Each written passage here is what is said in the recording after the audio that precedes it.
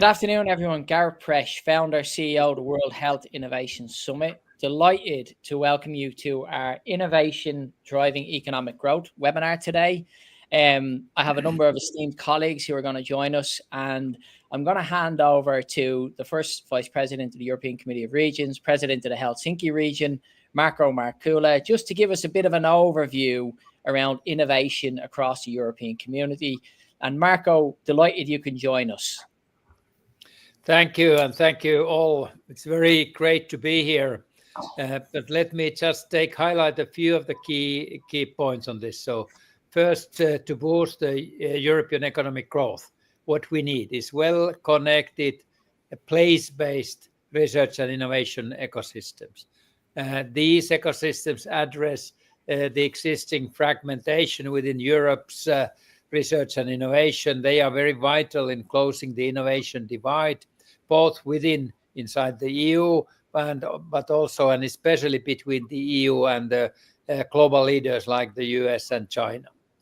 This means that research and innovation need to be prioritized by the European Commission, and that's actually what is happening as we have several, let's say, clear statements by Ursula von der Leyen emphasizing innovation as the central to her mandate. And this strategic focus is supported by the Draghi report, by the Hayter report. All they identify fragmented innovation ecosystems. This is a key barrier so far to the EU's competitiveness, and that's why we need more action. What are then the essential characteristics? So Gareth, you can show my first slide. So because I wanted to show and keep this for a while there as a background on my presentation, why I chosen this. So it's about the Finnish cancer research ecosystem. And that shows on so that there are so many different actors, or even inside the Finland, and Finland with all our international links. But it's this ecosystem is a crucial example on that we need to collaborate more. Why? Cancer is recognized as one of the grand challenges of Europe, and it's hitting very hard Finland, especially hard. Finland, as well as we are a forerunner in leveraging digital health data, this being the focus areas of the European health data space as well. So it's very much about the data, how we can use as well. Cancer research is a continuum from genetics to translational to clinical and to real life data, and artificial intelligence is especially strong. So let's keep that for a while there, and I'll a bit highlight so that innovation ecosystems, it's especially it's a partnerships of complementary players who share the same vision and are willing to contribute to joint actions in order to achieve the individual and joint goals. The role of cities and political leaders is to create favorable conditions for research, development, innovation, and the whole ecosystem development. This means especially empowering communities of practice, research communities, and others, like in this, the ecosystem of cancer. So we need to move forward, and the core on this is place-based, however, place-based with strong international linkages. A holistic approach to excellence is recommended, which extends beyond traditional borders, traditional metrics, to include the best education, talent, infrastructure, technology, and policies. And this means enhancing connections among European regional innovation ecosystems. That is very essential on every sector, including now medicine and healthcare as a good example. EU has several policy programs, initiatives to accelerate innovation. The new innovation agenda for Europe was introduced already 2 years ago, and it aims to catalyze innovative thinking and promote actions across science, industrial sectors, and vibrant startup ecosystem. I have had, during my role with the Committee of the Region in the past as a president here, starting from 2015. So we need renewal in Europe. So that's why the importance of Open Innovation 2.0, new progress in value creation is so essential. And let me highlight two things. If you take the next slide, so we have had several ongoing projects. I've been either an initiator or the writer or co-writer in many of these, which focus what we can do. And one of the, let's say, drivers for me, my thinking was Professor Prahalad. He gave a clear message also to universities and in industry and societies by defining three critical aspects of innovation and value creation. That was in his article in our EU Open Innovation Yearbook 2012. So first was value will increasingly be co-created within customers. So not only if the researchers operate on their own. The second was that no single firm has the knowledge, skills, and resources it needs.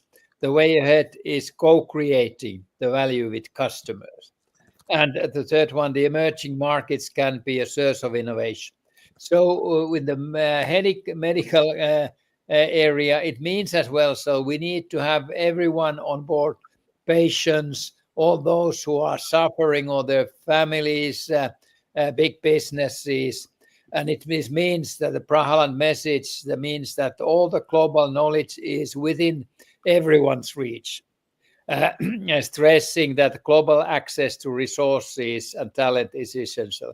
And the second one, that everything can be tailor-made. All the solutions can be tailor-made, stressing personalized, co-created experiences where customers' needs and skills enable co-creation.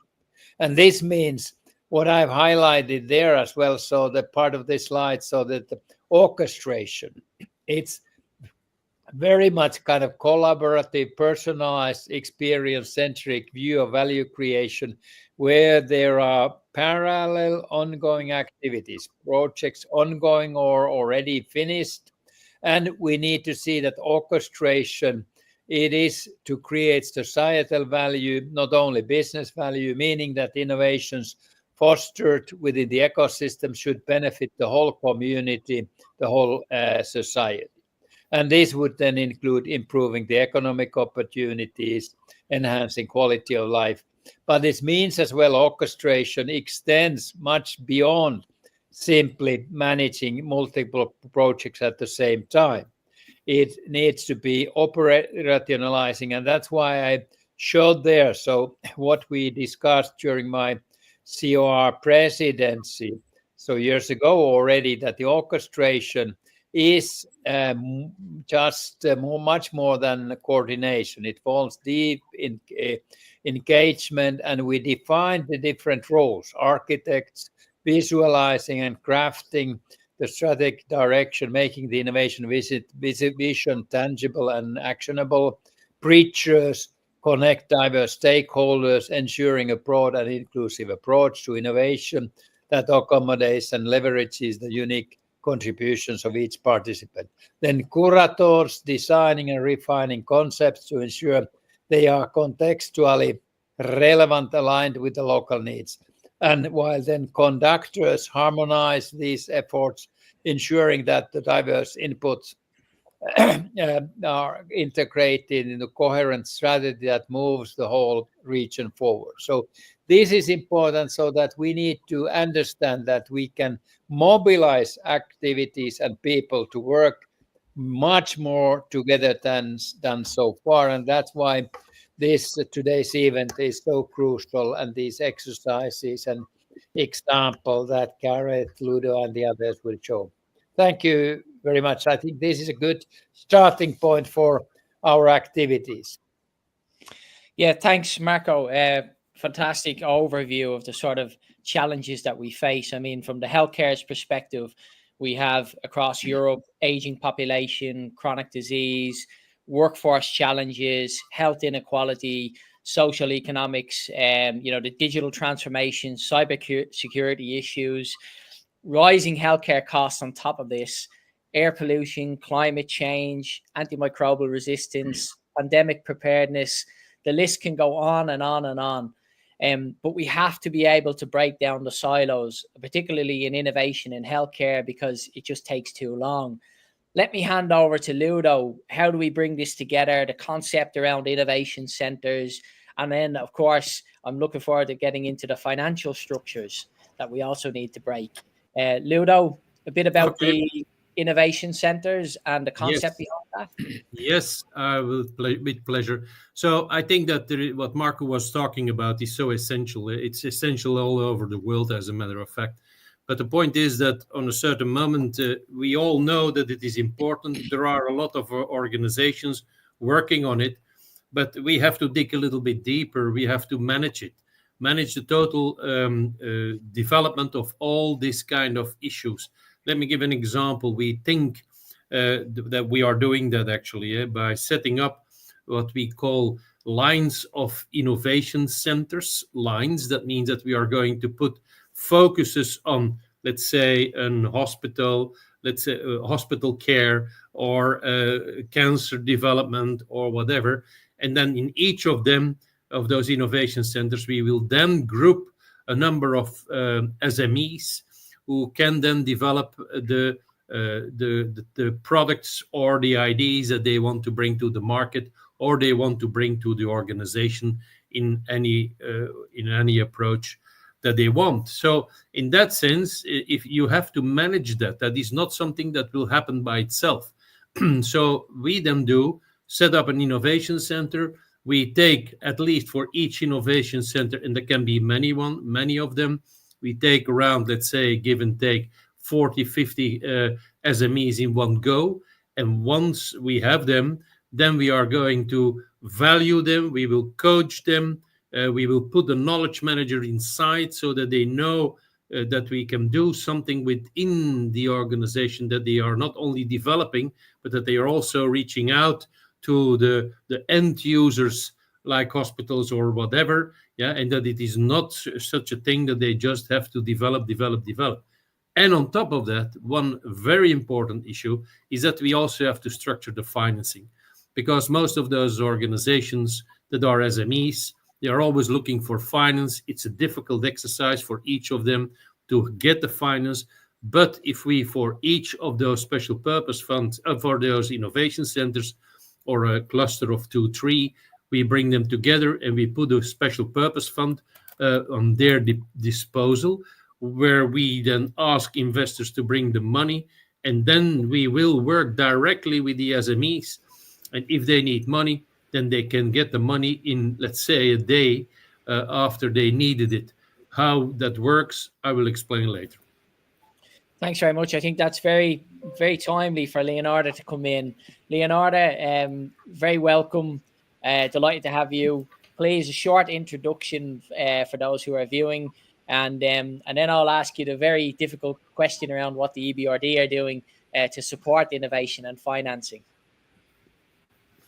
Thank you, Gareth, and thank you for inviting me. I'm principal coordinator for the blended instruments, which I will for the Western Balkan at EBRD, which I will explain also later what it entails.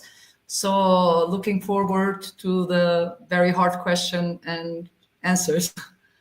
Yeah, absolutely. And let me bring in Armand from the Balkans. Armand, a short introduction. Yeah, thank you, Gareth, and greetings to everyone joining us. As you said, I'm Armand Aliu, and I'm founder and CEO of SPIMP, a software development company based in Kosovo. So we are specialized in ERP system and industry specifics digital tools, including RoaDent, one of our flagship products, our dental management software that's helping clinics across the region digitize their operation. And parallelly, I serve also on the board of the Innovation Center of Kosovo, which is known as ICK here, where we support startups and promote digital innovation across multiple sectors like education, healthcare services, and many more. Fantastic, Armand. So let me go back to Leonora. Leonora, how does the EBRD support innovation-driven sustainable development across different regions? What are the challenges that you see in scaling up these initiatives? Thank you. Yeah, exactly. This topic, it's at its very core mission of EBRD. And the uniqueness as a bank is that we not only provide financing, but we provide also technical expertise and policy support to the country of operations that we serve. So not only here in the Western Balkan, but entirely Southeastern Europe, Asia, Middle East, and North Africa. So let me start some of the things that we do in this topic. So I will start with this digitalization. So we do a lot finance digital infrastructure, access to digital technologies to the SMEs, but also supporting startups, but also SMEs that they want to develop new services in innovation and digital areas. So particularly we support we finance SMEs because, as we all know, they are the backbone of innovation. So it's very important to support them and scale them. Another important thing that we do, as I said, we do blended. So what we do is capacity building, but also for the SMEs, for the stakeholders. So we do training programs, tailored advisory to SMEs. So whatever they need in order to foster their innovation and sustainable economic growth. And another important thing is also that we work closely with the governments on the policy side. So in order to foster this innovation and regulatory framework that can enable SMEs, but also other stakeholders innovate further and create more base for economic growth. Now, what are the challenges, especially in the Western Balkan, given that its proximity to the EU market is very, in terms of the distance, is very small, but in terms of the innovation, is very a large gap. So we we do a lot of financing, as I said, for startups and this innovation, but it's not enough. So we need also local financial institutions to understand and to support them. And besides this, we need also corporate venture capitalists, venture funds, which are almost inexistent in the Western Balkan. So the lack of access to finance, SMEs struggle to innovate, but also startups struggle to create innovative solutions and services. Another challenge, which Markku pointed out very detailed, is skills gap. So we lack not only the expertise, but also, sorry, I don't know if you can hear me. My internet is very low. We hear you. But what he's pointed out, yeah, good. What Markku pointed out is this lack of, so for innovation, you need skills. You need not only skills, but also expertise. And we are a very small market to develop such expertise, but we need networks, we need connections with other stakeholders in order to, in European market, in order to innovate. Another is market difference. So it's different for a startup to be in Kosovo or in Western Balkan. It's different to be, as Markku pointed out, in US or China, because you can scale, you can track, you can test, and it's very easy. While in Western Balkan alone, we are less than 10 million inhabitants and very scattered in terms of the, divided in terms of the economic integration and etc. And last but not least is regulatory framework, because you need, of course, innovation. Also, EU is struggling with frameworks to support the innovation, but here especially we lack from SME incentives, innovation funds, capital markets, frameworks. So it's very struggling for innovation, and especially there is no triple helix relation between not only specifically in country but also regionally. So These are some of the challenges that we face, which are much more hindering the innovation, though we have a very innovative companies that they excelled in very big markets like US, but they were struggling to scale here just because of the challenges that I mentioned. And they do wonderful work, because we worked together already many times, and it was incredible, right? Very beautiful. I think it's perfect to hear from Armin to get his perspective, because the challenges that he particularly faces, and then we can look at the solutions around the innovation centers, and how also from a healthcare perspective, because I think the skills aspect is critical, because when you're dealing with people's health, is also damages the economic output. So if you take the UK, for example, has 2.5 million people at the moment with ill health and rising. It's costing the UK exchequer over 150 billion annually.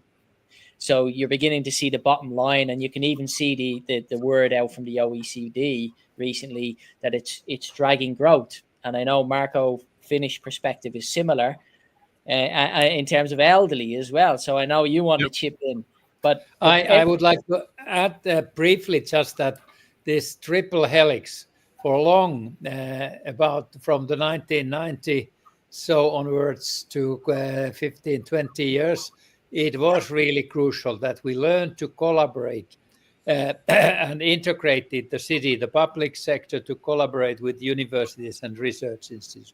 Even in Finland, where we have a long history of collaboration between industry and academia. So we needed the city to see what it can be its role.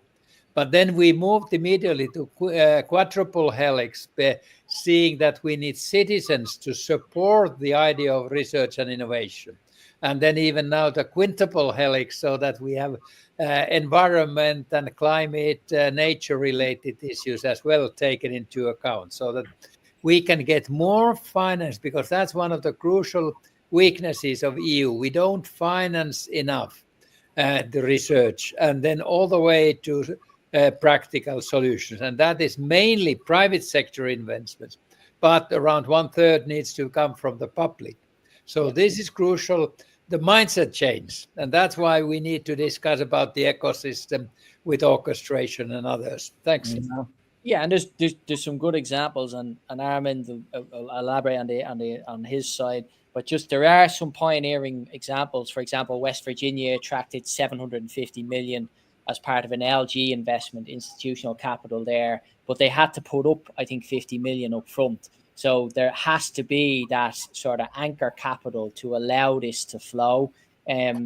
Armin, from your perspective in the Balkans, as an innovator, as an entrepreneur, in the innovation, what are the biggest barriers for startups that face in Europe, and when trying to drive sustainable change? Thanks again, Gareth. Yeah, you have right, and it's completely true. And that's why, for me, innovation means practical solutions. So technology that solves real problems and drive efficiency and support long-term growth and sustainability in our communities. So talking from my side, or from my entrepreneurial side, I see three major challenges that we encounter, especially in emerging markets like we are located, so the Western Balkan, where I operate. The first and the most important, I could say, is the access to funding at the early stages. Here exist a lot of innovative startups, often faces a difficult funding gap between ideas and execution. So grants are competitive, and private investments tends to go toward proven ventures. In our case, in particular, we bootstrap. So we invested from the very first day completely in our software. So we have Rodent, a health tech platform that digitalizes workflows for dental clinics. The impact was clear when it comes to that software. We were improving care, reducing inefficiencies, but limited access to dedicated health innovation funding slowed down our scale-up phase. So this is a problem for us, and not for us, also for the other companies that are in such position or that have developed softwares like this. What Rodon does is not just about clinic management, it's about enabling better patient care through digital transformation. It helps doctors and clinic staffs manage records, appointments, medical history, billing, and compliance. So all you can do in this platform, all in one platform. And this leads to more accurate diagnostics, faster services, and improved patient experience. Health systems, especially in developing regions, urgently, I think, need such kind of tools to become more efficient and more accessible. But to build and test and much more scale up these tools, startup like ours need targeted support. So, in meaning of financial and structural form that the health innovations ecosystem. The second issue that I wanted to mention is there is a gap in cross-border collaboration and policy alignment. So we developed also ERP systems that work across sectors from manufacturing to healthcare, and every country brings a new layer of regulations, integration issues, or limited digital infrastructure. This lack of standardization limits how quickly a scalable solution can adapt and serve multiple regions, and that slows down sustainable change. And the third issue is we need stronger innovation ecosystems outside major cities. Not every startup has access to support structure like incubators, mentors, or networking. So when I am here, in my organization, when I serve as a board member in ICK in Kosovo, where I has been a great model, providing mentorships, workspace, training, but more such centers are needed to level the playing fields across Europe. And so, in short, if we want startups to lead in sustainable innovation, we need more inclusive access to funding, which is very, very important, better policy alignment, and ecosystem that empowers entrepreneurs, no matter where they are based, especially in critical sectors like healthcare that we are talking right now. Thanks very much, Armin. I'm going to come just bring Lenora in quickly before we move on to sort of the innovation centers from Ludo, because I have a couple of points I wanted to make. Armin's made there. So firstly, around health innovation and adoption. So for those who are listening in, they probably may be shocked to hear that the average time for adoption in the health sector is about 17 years. So you'll pretty much age while we're talking about this innovation. So that needs to come down quite rapidly.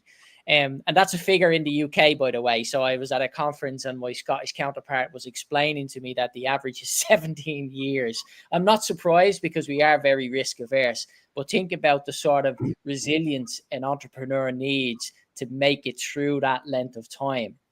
The second point I just want to make is around the financing, because I think that's really important, and come to Leonora. I think there's new actors coming into this space. So, for example, we are setting up our own blended capital structures with a donor advised fund, and I'm looking forward to working with the EBRD and private capital, institutional capital, and banks. Because I think the health sector can add a trusted partner. Please keep in mind the vast resources that the health sector has within the system. We have enormous capital resources based on our pension funds, for example. So I'm very active in that space in trying to leverage that towards, the common good and entrepreneurial spirit that the health service has. And there's a lot of money that sits, a lot of charities raise a lot of money. That money pretty much goes into stocks and shares. It could be rediverted into innovation centers, for example. But Leonardo, do you think like this blended capital structure is a way forward? And then, do the innovation centers give an opportunity for investors to get involved? Well, she may have frozen just at the critical moment. Oh, there you are.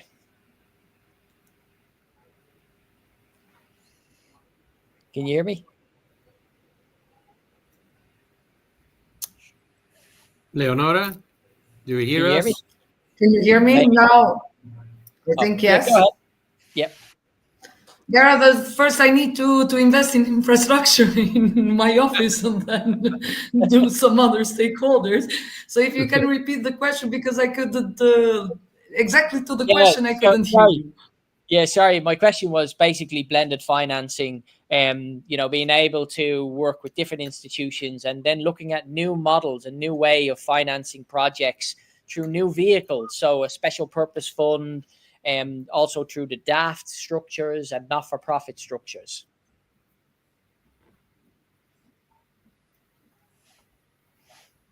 Maybe frozen again.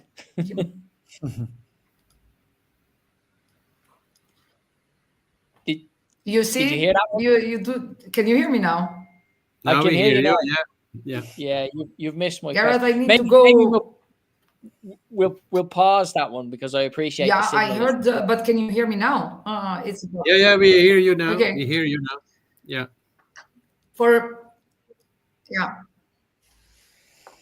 If you Go can ahead. hear me, I can. I will just quickly, because I think seconds are going. So for us, it's important also how we do it. It's not the.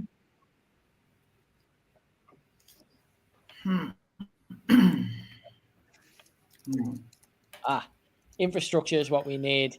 Leonard, let me bring in Ludo, because I think Ludo, can you just give an insight into the strategic roadmap that you have for the innovation centers? Give a bit of a wider context and how you see it being structured, and also for lower middle income countries. Yeah, sure.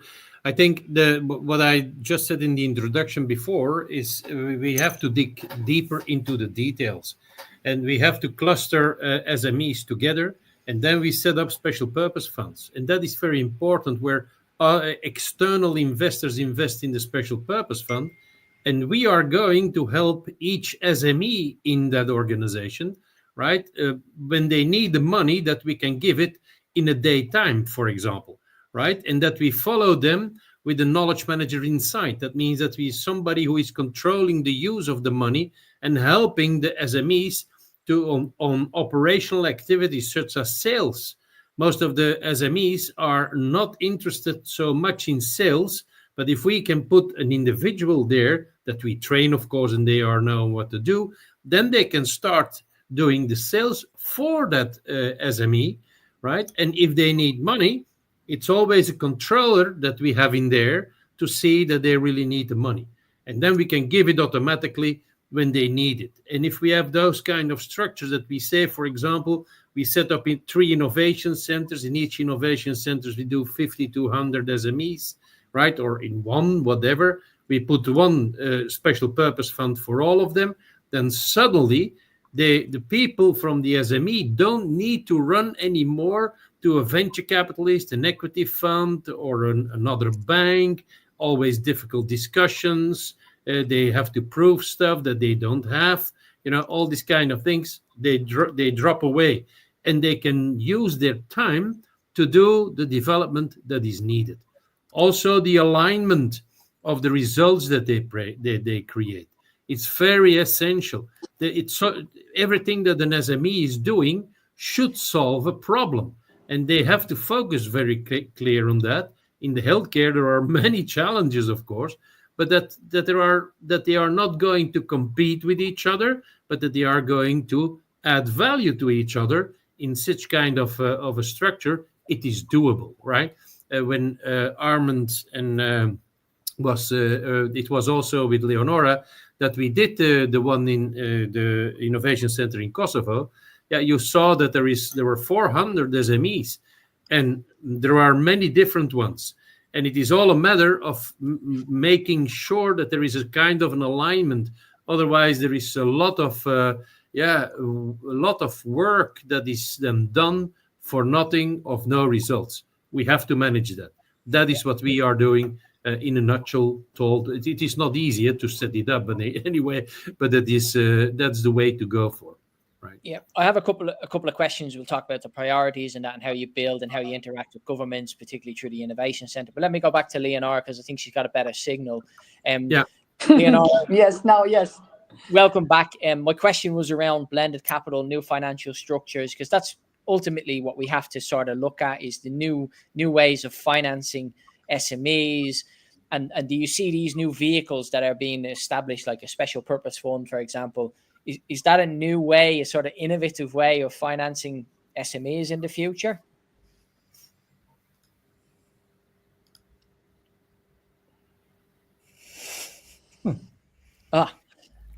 I think, Gareth, always the last second I cannot hear you. I don't know why. All right. Okay. No problem. I heard the structures. Yeah. New blended capital structure. Maybe explain that. Yeah, look, traditional financing, it's very hard to, as I was hearing also Ludo, it's hard because there is a long process. You need to have collateralized assets, and as I said before, the instruments that financial institutions or traditional banks use are not appropriate for the innovation. Why? Because commercialization comes very. I mean, it's not so quick as in other industries. And the second is that not always we have an expertise to evaluate that case or that company. That's why for us it's very important to cooperate also with other structures, as you already mentioned, because they have already the expertise, they already have the network, and for us it's going just to be so the collaboration with these stakeholders is very, very, very crucial in order to support the innovation and the whole ecosystem. So us alone we cannot do it, but we have all the instruments needed to collaborate with the partners that already have the expertise. Fantastic. So, Ludo, I have a couple of questions that I want to put you around innovation. If you heard me. Yep, I did indeed. We did indeed. Ludo, sort of like, what are the key priorities in developing innovation centers? You always talk about tech and med tech and agri-tech. Can you kind of explain how the Innovation Center address economic, healthcare, and sustainability challenges just to the audience? Yeah, sure. So what we need to do is we have to expect a lot of progress in everything that has to do with health from the tech business, right? And with AI, with and we should make sure that we have enough SMEs who are going to dig into that. And that should be a kind of a program that we should do and set up together with governments. Because like Markku was saying, cancer is a very big issue, right? So we have then to make sure that we make innovation centers who are dealing with that, right? And then we have to check that every SME is doing part of the solutions that we are looking for. And it's not enough to listen to their to the CEO of the SMEs and then say, oh, yeah, great. Yeah. No, we have to see that the products they are making, the solutions they are finding, that it creates also value for the markets. And here we go to the link between creating value and investments. Because if you take investments on that moment, it's always expected that the investor will have a return. So in that sense, if we cannot go and sell what they do, then of course the investors would not be so pleased, even though we have them in our special purpose funds. So in that sense, there is a link here that is a chain that we have to manage and make sure that it works and that we control it. And I know that most of the people don't like it that it is controlled, but it should be more easy set.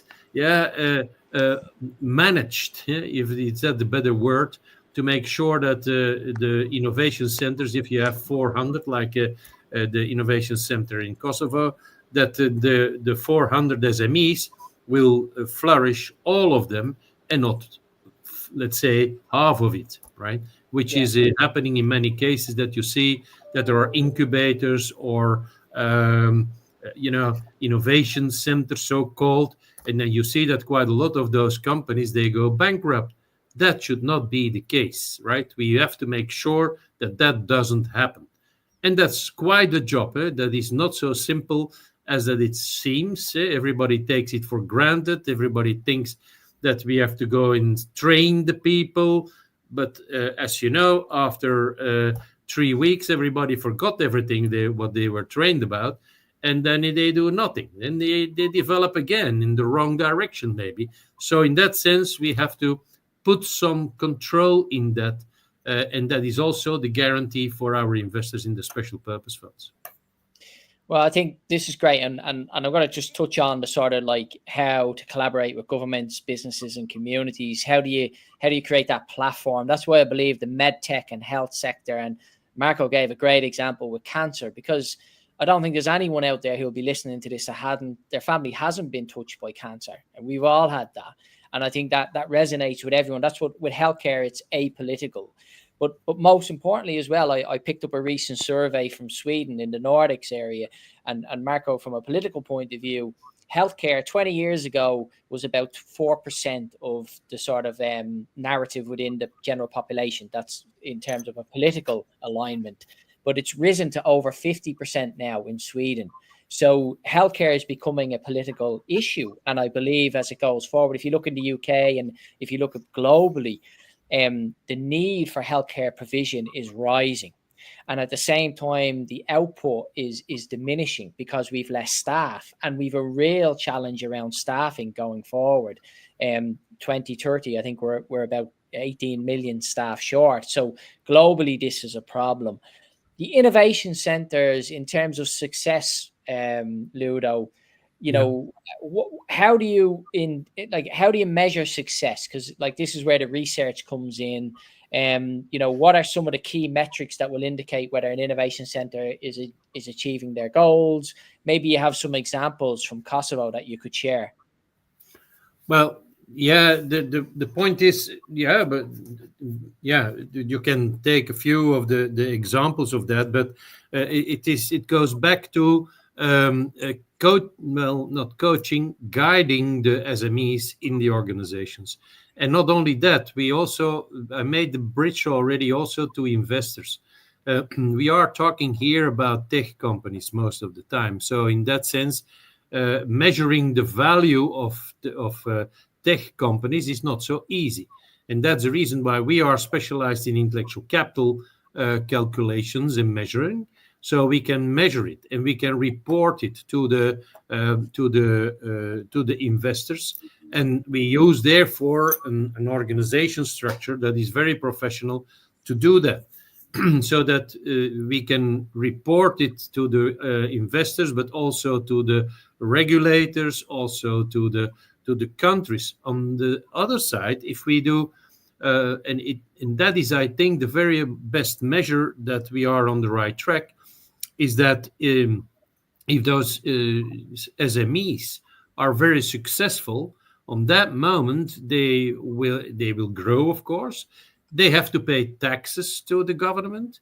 There are more and more people involved. Knowledge will increase because the more people there are involved, they are stimulating new ways of thinking, right? And in that sense, that are for me the major takeaways from setting up an innovation center.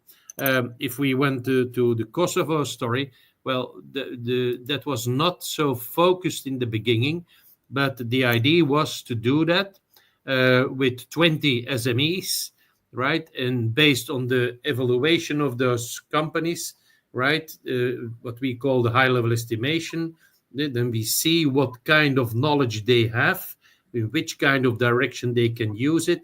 We do innovation due diligence, looking forward in what they are going to do in the markets, right? So then afterwards, bringing then the finance in the game, right? So that are the things that you need to do if you want to be successful and control it to the development. And that is what we did. Leonora, you were there when we were setting it up.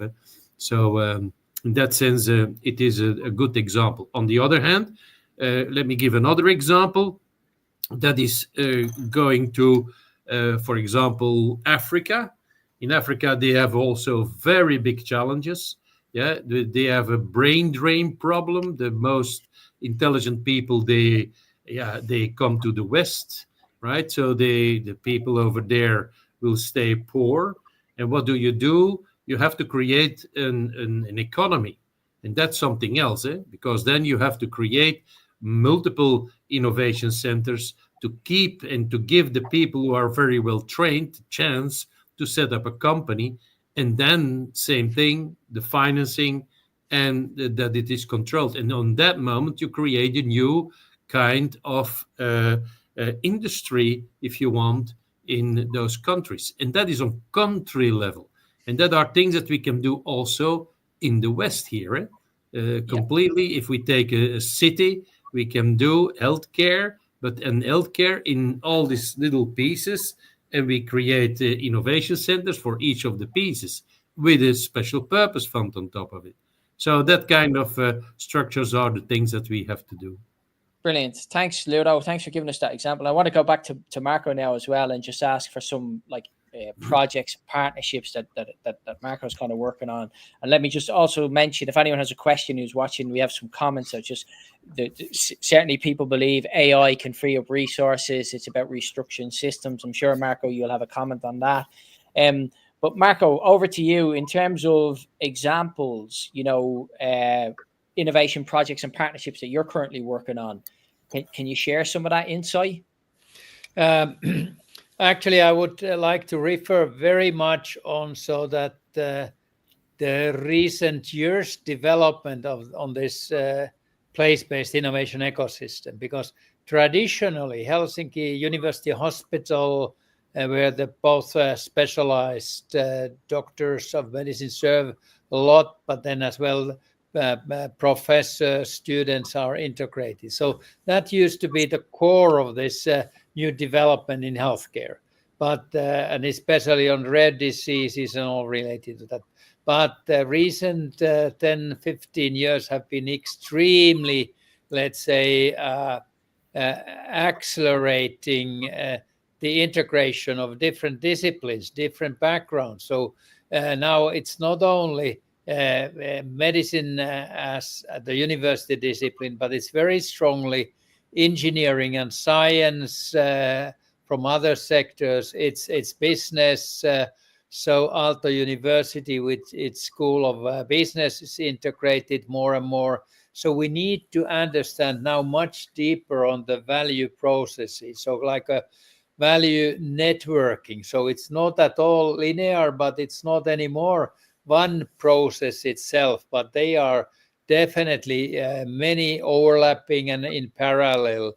And that means that, let's say, last 5 to 10 years have been extremely relevant on developing the health capital Helsinki, where there's a lot of private sector, and now the big medicine companies are operating more and more and financing that. But it's as well, we are moving actually what is strongly influencing on that. It's not just digitalization, but it's artificial intelligence more and more. So we are kind of moving to real world data development, because Finland is one of the few countries that we have, let's say, historically collected and saved the data of different persons on their DNA related activities. So what has been their health throughout their whole life. And now we are struggling a bit with the data protection issue, because definitely individual data protection is essential. But in addition to that, so we could, or out of that aspect, so we can use this data enormously, and that is accelerating the whole clinical research. And on this, so these new initiatives that we have established within the region as part of this huge healthcare ecosystem is clever health, real data development, and so on. So it's integrating and having a group of not only a few people, but tens of people operating on something. And as a result of the relevance of this, so Finnish government invested practically close to 100 million euros on doctorate education. So we have now more than 100 really targeted doctorate students focusing from different aspects, different perspectives on this new development, where this cancer issue is one of the core kind of focus areas, but other rare diseases as well. And so we can see that a lot outcomes coming from clinical research kind of comes kind of by accident. It was not the main target to study that, but something relevant, or which seemed to be that might be relevant, came out of that. And now we can have either these doctorate students to analyze that more. So we have much more talent, manpower or women power to analyze that. And that is now helping as well the healthcare districts. So it's integrating and slowly starting to see that we definitely need more investments in research and development. And when that is done, so then these outcomes are enormous. And now it's part of the European collaboration. It's very extensive now on the Nordic with the other Nordic countries, but now more and more on the EU. And that's why these kind of activities are so essential for the whole EU policy. It's the competitiveness policy, but it's a healthcare policy, it's R&D policy, it's a Green Deal policy, and so on. So, and it's very much industrial development. Can I add one thing, Gareth, on it? What Markku is saying, that's a very interesting concept, but what we have to keep in mind, if we have clusters of people who want to do research for solving problems, we should give them the chance to be an SME, so they can benefit from the profit that they make. Because if they just work underneath another person, then they run away or in a lab, and then we lose the knowledge again. We should not do that. We should make sure that they have a benefit for doing the efforts. And then we are back in the innovation centers. You see that you have a lot of countries or so, and then they have several innovation centers in which there are so many SMEs. Right, and they then work only for that. Yeah, so that is actually the organizational development concept that can put behind that. Thank you. Ludo, you are very right on so that and that's actually happening now. When Aalto as a university was created 15 years ago as a merger of Helsinki University of Technology and Helsinki School of Business and then Art and Design. So one of those was the focus much more on the innovation and entrepreneurship. And the outcome of that now is that we have a lot of new startups coming all the time, and the university and as well the university hospital. So they have realized this is the strength of them, so that they encourage this kind of startups, and then as well through partly national or EU financing and especially private financing go to the scale-ups. So that's very crucial. And then the special purpose funds, and then everything is done. So two points that I just wanted to add to this around and you talked about the Green Deal, Markku, and I think it's important as well. And when you mentioned about the pharmaceutical companies straight away, and then you talked previously about nature, and people may not be aware, but the Cali agreement has just been signed in terms of innovation funding for nature. Which is coming from profits from corporates and institutional investors. So that's a new pot of innovation funding that's now become available. And that's globally. So that's one area to tap into. We have a comment as well, which is, what about shortening the innovation cycle? Automation and AI can dramatically reduce it. Yes, absolutely. But I also want to refresh people's minds when we went back to the COVID vaccine and how accelerated that was, and how we were able to pull down the timelines. And so innovation can happen, and it can happen quickly. Armand, let me come to you. I have a question for yourself, because you elaborated on it earlier, but could you identify like the biggest gaps in funding for innovation, because you're on the ground, and how can we better bridge them? Do you know what I mean? How do you see, what is a solution to be able to get finance to SMEs? Because in this sector, it becomes entrenched with SMEs, CEOs running all over the world, trying to raise capital. And that is really problematic, because they're not doing what they need to do, which is develop their idea. Yeah, thanks, Gareth. Yeah, you talked a lot about these issues, and I completely agree from my perspective. because startups in particular suffers a lot when it comes to financing. I have felt it in my skin, so I paused in these steps by myself, and we struggled a lot because of lack of money. So we, as I mentioned before, we have developed and we are in process of developing two huge softwares, and these consumes a lot of money, also a lot of stuff. In order to resolve, in particularly in health industry, in order to resolve the problems and to make life easier, we need to produce very good softwares which can help and support clinics, let's say, in this case, managing better the patients, gathering data from them, investigating, and so on and so on. So all of this is a huge work that should be done from a company who are in this game. And I can take an example for myself. We developed, and we are in the process of upgrading and improving software which dealt with dentistry, and we want to extend it to clinics, let's say to hospitals.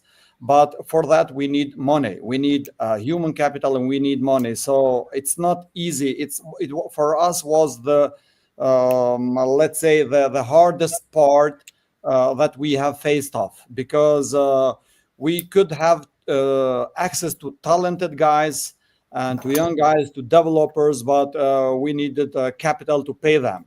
And when it comes also to extending globally and penetrating in the new markets, this requires also a lot of money. So this is very, very important for us. Shortly to say, it's crucial and it's very important for companies and for private sector to see and look for work in two directions. One is concentrating on the product itself, so developing it with the new features and with the requested features from the industry directly, and the other part is how to secure funds to do these works. So this requires, for sure, the collaboration between the public institutions, and in the other hand, from the innovation centers or tech parks, which can help with the R&Ds and with doctoral students who can be involved directly in the product developments and the new features developments and so on. And when this is done, then a company needs money to penetrate in the markets and need networking. So this is these are our main barriers and obstacles that we face in these times. Thanks very much, Armand. And let me bring Leonora back in. Just for Leonora, I just want to move the discussion slightly forward. Which sectors or areas should we prioritize for innovation and investment in the coming years? Well, there are a lot to do, but given the circumstances, what is happening also globally, and maybe I can mention, and what we are seeing as priority also as EBRD, it's biotechnology. It's very very important. There are not so many actors, especially on the banking sector, dealing with that. Renewable energy and its sustainability is something that we are doing it for the past 10 years, and still there are very demanding, especially in these coal-based countries like Western Balkan is facing. clean transportation, green smart cities, whatever it comes with the system, technologies and etc. It's huge of importance. So maybe these 4 areas, not to mention all other like manufacturing and food. It's not something that we need to leave behind, but maybe I would prioritize these 4 that we should do more on as financial community. Can I say something here, because we have to be careful for one thing. When we talk about financiers, it struck me, Armand, when you were saying that again. Again, I know that, but if you talk to a venture capitalist or an equity fund, did you know that most of the times, if we have to explain them something that is a little bit more difficult to understand, because healthcare development is not so simple to understand, that after 12 minutes they don't know anymore what you're talking about. So that means that the investors are on that moment going to gamble. They are going to give you some money, and they hope, and you have to give them 80% of your shares, and then they hope that something will come out of it. That is something that we solved by setting in between that special purpose fund, by which we understand what is going on, and then they can talk to us, we will talk to them, we will talk the financial language to them, right? And then at the other side, we have the innovation centers, which we can easily give the money to, because we understand that also. So, and that is a model that we need to have. Otherwise, if we just go, like you said, Leonora, if you go to many banks or whatever, it's the people who are talking to you. My goodness, there are banks who, if you as a knowledge company go to a bank for a loan, then the first thing they say, can I have your house, your dog, your car, your wife or husband as a collateral? That is what they are thinking about. But that is not what we need to have.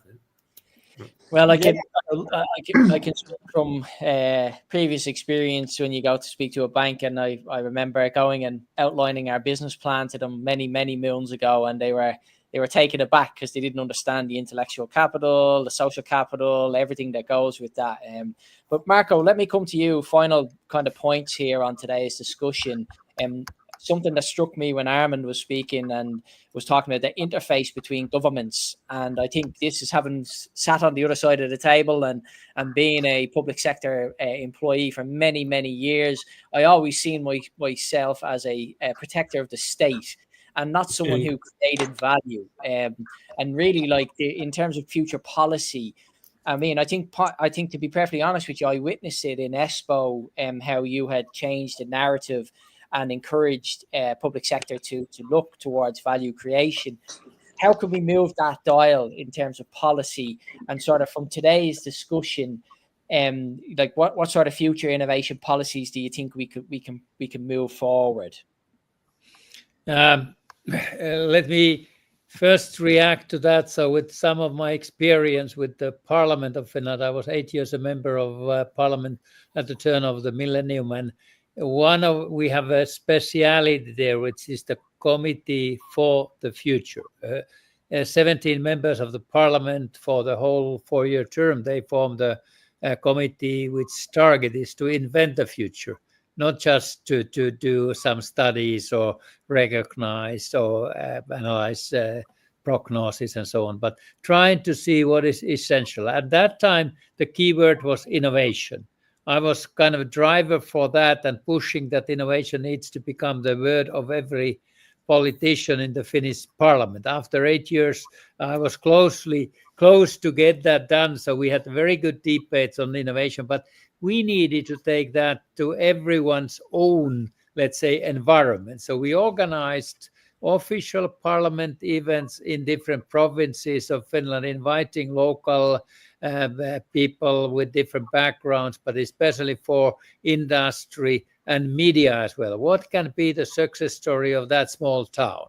So I think that this is essential now, so that seeing, then I applied a lot of myself as well this to the policy of the Espoo city, but as well to the Aalto forming the Aalto, where I was one of the transformation team members responsible for societal impact.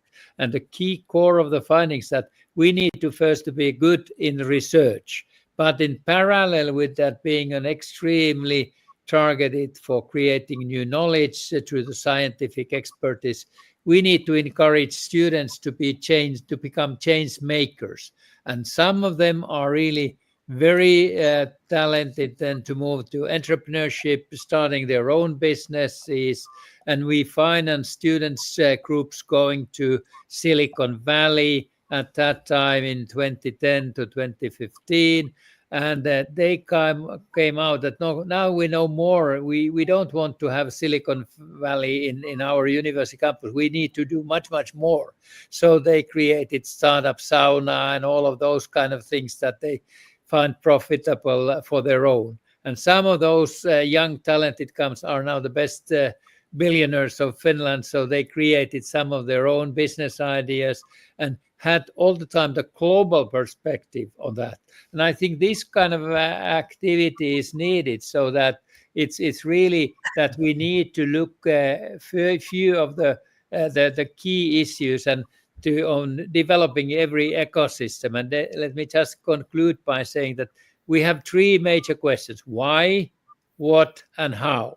And we need to go much in deep on that, so that what do these answering the questions mean, not only for theoretical perspective, but what that can mean for the whole development. And that's, I think I've used some of these questions debating with the, let's say, young talented students or researchers. Some then realize that that can be the future of their lifetime business development. And that is essential, so that they get young students or talented graduate researchers get some, let's say, people from totally different backgrounds, and encouraging them to move to the next level. And that's what is going on and should happen now in the EU policy.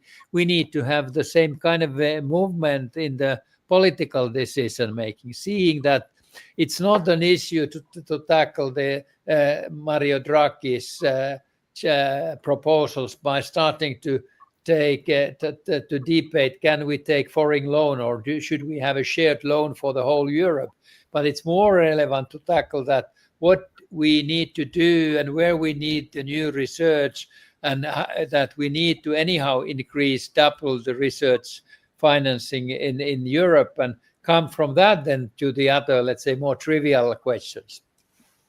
Thanks, Markku. And I think also it's like you say, how. I mean, last year I was in Helsinki, in the sunshine, I may add, and I was at the Radical Health Festival's Congress, and we the question was how. So how Yes. we know why. So how do we actually mobilize it? It was part of the keynote that I gave, and I think we have some solutions which Ludo, Leonardo, and Armand have and Markku have sort of expanded on. We only have a few minutes left. I want to give everyone some final thoughts. Let me start with Leonora. Just like, what specific actions would you like to see from carrying on from today? Better collaboration. So I think that we should capitalize on the existing resources. We shouldn't invent the wheel. So if for Europe, I mean, it's very important. For example, if we collaborate with Helsinki and Ludo, and use the opportunity of the driving force here, which in Western Balkan, which is young population. So we might not have the right tools and instruments, but here you go. It's already the expertise, and the things are already settled. Just we need more constructive partnership and networking and referring to each other, so we can make Europe great again, let's say. Brilliant. So let's go to Armand. Final thoughts, Armand. What actions do we need? I think I am protagonist of free open economy, but the states, when it comes to government, the state should lay down its hand a little bit in order to regulate and to facilitate much more when it comes to the startups.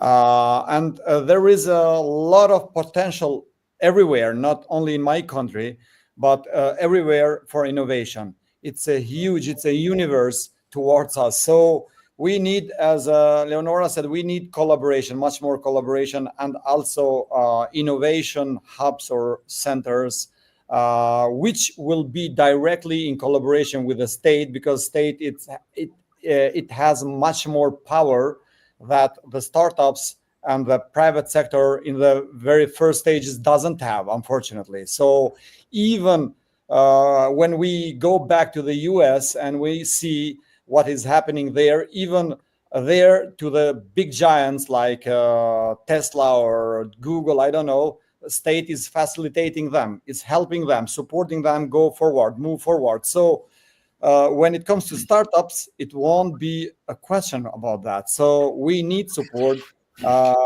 in these ways in order to innovate and in order to develop further our products and then penetrate in the global markets. Yeah. So this is it. It's vital. I mean, it's important to understand that, you know, public sector pension funds are invested in private sector, so it's it's a win-win. So we need to have that. We have, for example, I could mention a case here in Kosovo. We have the pension funds which are unfortunately invested in global markets, but not invested here in in startups or in great ideas that can be here or can happen here. Exactly. So there are billions of money which are invested in stock exchange, in global markets. Absolutely. Ludo, final words from you, some action points. What would you like to see? I mean, so what I take away from this is that we must be careful that we don't talk too easy about financiers. You know, there is a gap between an SME, creative in the development, and what we have, the old-fashioned financing structures. We have to invent a new financing structure. That's what we invented already, Gareth, with the special purpose funds concepts. And then we have to make sure that we help not only saying what to do, but we help the SMEs to focus on solving problems, and not trying to do whatever, because that the old-fashioned financing creates this kind of feeling. And a venture capitalist is always stimulating companies to do more marketing. They don't focus on development. Rarely there are investors who invest in startup and the conceptualization of products. Nearly nobody is doing it. The reason is simple: they don't understand it, right? So in that sense, we have to make sure that we create the structures in between, if you want, between the money heaps that are there, translate them into special purpose funds, make sure that we link that the innovation centers who are linked to hospitals or whatever, that kind of things is what we need to do. Thanks, Ludo. Look, Markku, we've got like a minute and a half. Just a quick, short summary from your perspective of today's session. No, I think that it's really relevant. So now that we focus more and more how to move on from the next step for the next stage. So it's more intuitive and understanding of the collective intellectual dynamics, and above all, recognizing potential opportunities to invest and invent something unique, invent the future. Thanks, Markku. I really like that. Invent the future. I really, really like that point. So look, for those who've tuned in and those who are watching this on demand or replay, make sure you check out our website, WHIS.world/innovation centers. This will be posted up and recorded and replayed there, but also more information how you can contact ourselves and be rest assured that the five of us here will be working towards this goal. And that's our vision, is to be able to bridge these gaps across different sectors and to deliver, prosperity for all. I'll close it up and just say thanks to my panelists and our guests, and for everyone who's tuned in.